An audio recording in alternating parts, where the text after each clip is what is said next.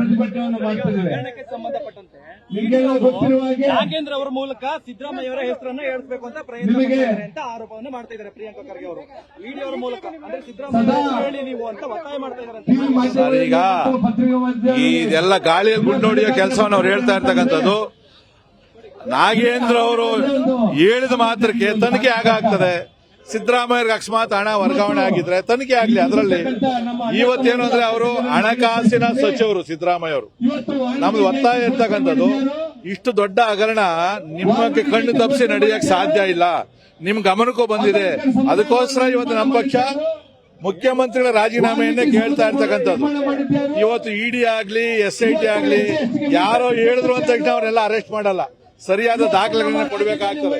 ಇವತ್ತು ಪ್ರಿಯಾಂಕಾ ಖರ್ಗೆ ಅವರು ಇಡಿ ಮುಖಾಂತರ ಅವ್ರ ಮನೆಯವ್ರ ಕಡೆಯಿಂದ ಸಿದ್ದರಾಮಯ್ಯ ಹೆಸರು ಅರೆಸ್ಟ್ ಮಾಡೋದು ಅವೆಲ್ಲ ಸುಲಭವಾಗಿ ಆಗೋದಿಲ್ಲ. ಅದೆಲ್ಲ ಕೂಡ ಇವತ್ತು ನಾವು ಹೇಳ್ತಾ ಇರ್ತಕ್ಕಂಥದ್ದು, ನಾಗೇಂದ್ರ ಅವರು ಆ ಹಣವನ್ನ ಅಕ್ರಮ ವರ್ಗಾವಣೆ ಮಾಡಿಸಿ ಲ್ಯಾಂಬೋರ್ಗಿನಿ ಕಾರು, ಜಮೀನುಗಳು, ಒಡವೆಗಳು ಇವೆಲ್ಲ ತಗೊಂಡು ದುರುಪಯೋಗ ಮಾಡಿರ್ತಕ್ಕಂಥದ್ದು. ಯಾವುದೋ ಒಂದು ಬ್ಯಾಂಕಲ್ಲಿ ಅಕೌಂಟ್ ಇಟ್ಟು ಡೆಪಾಸಿಟ್ ಇಟ್ಟು ಇಂಟ್ರೆಸ್ಟ್ ತಗೊಂತಾ ಇಲ್ಲ.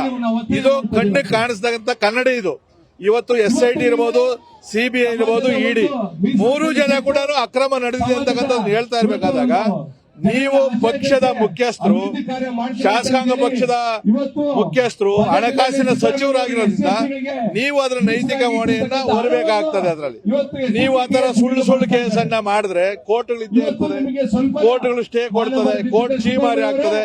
ಈ ತರದ ಉದ್ದೇಶ ನಮಗೆ ಯಾವುದೂ ಇಲ್ಲ. ಅವರು ಕಲ್ಪಿತವಾದಂತ ಮಾತುಗಳನ್ನ ಇವತ್ತು ಹೇಳ್ತಾ ಇರ್ತಕ್ಕಂಥದ್ದು, ದಾರಿ ತಪ್ಪಿಸ್ತಕ್ಕಂಥ ಮಾತನ್ನ ಹೇಳ್ತಾ ಇದ್ದಾರೆ.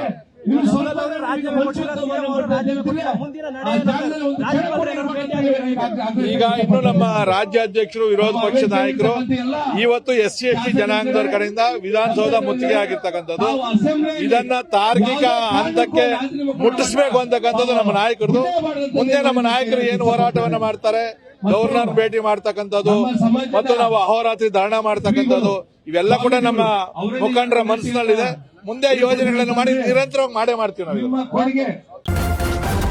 ನ್ಯೂಸ್ ಫಸ್ಟ್ ನಿರ್ಭೀತಿಯಿಂದ ನಿಮ್ಮ ಪರವಾಗಿ.